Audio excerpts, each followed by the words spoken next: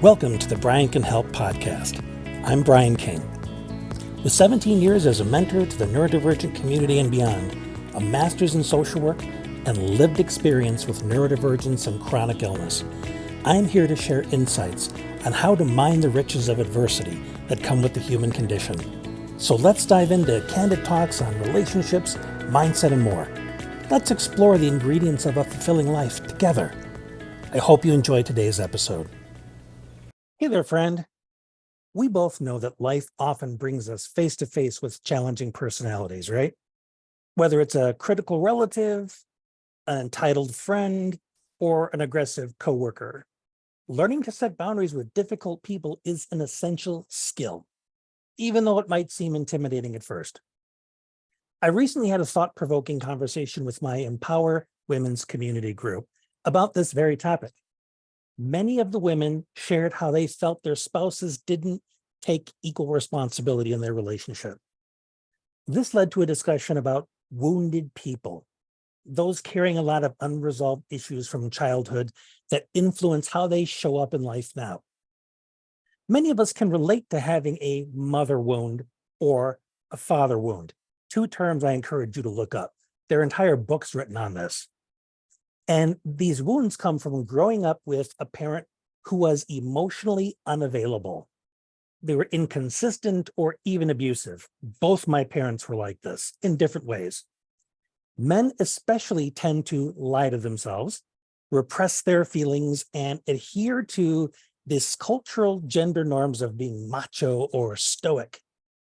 It's a lot of unhealthy conditioning that can compel people to mask their vulnerability and avoid looking inward at themselves and all of the things that are holding them back. Now, while we can't control others, we can control our own responses. I know that you've heard this a lot growing up, right? It's not what happens to you, it's how you respond. Easier said than done, I know. But it starts with recognizing our limits and realizing that we don't have to tolerate mistreatment, even from loved ones. Setting boundaries now requires honesty, not brutal, but straightforward, clear communicating what behaviors you will accept and what behaviors you won't accept.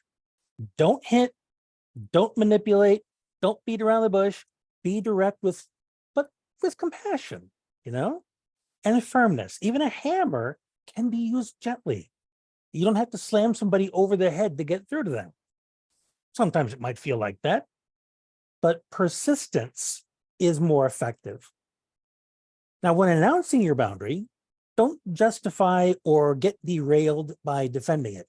You don't owe anyone a candid review of the process by which you arrived at your boundary. It's not a sales pitch. You just establish and make very clear what the boundary is. Stay focused on your needs.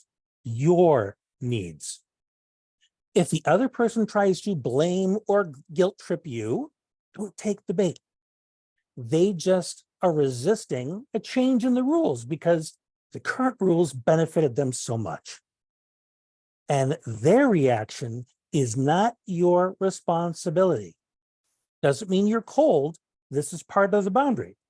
It isn't your role to support them in accepting the boundary you've set, because this can provide them more opportunities to try and guilt you even more. And you don't want people getting you to back down by getting in your head. Now, in addition to setting the boundary, it also helps to give consequences for boundary violation and be very clear and matter of fact about those as well. And for some people, it can take experiencing the consequences to let them know you're not joking about this boundary stuff. Now, remember, enforcing a boundary is not rejecting someone else. You can love someone and still refuse to enable their dysfunction or bad behavior. Now, you can offer empathy that they may get upset as they adjust to your new boundary, but don't back down. Healthy relationships require mutual care for each other's well-being. It's a two-way street. It's reciprocal in healthy relationships. There's a wonderful quote from Prentice Hemphill that sums this up beautifully.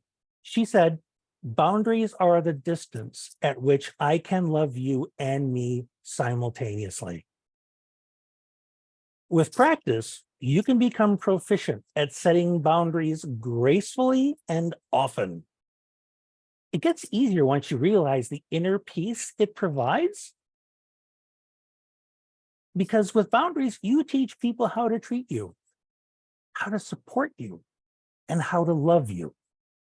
And generally, you affirm your worth by setting boundaries.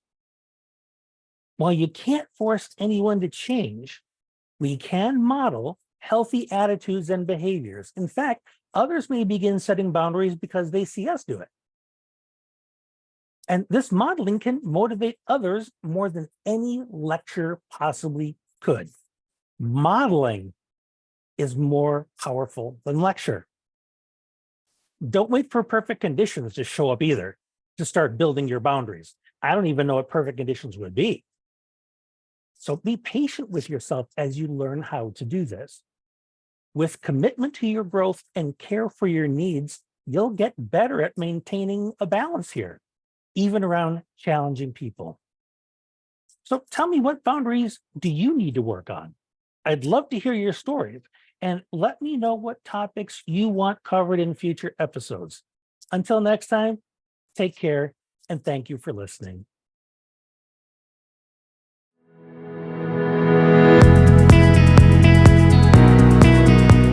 Thanks for listening to the Brian Can Help podcast.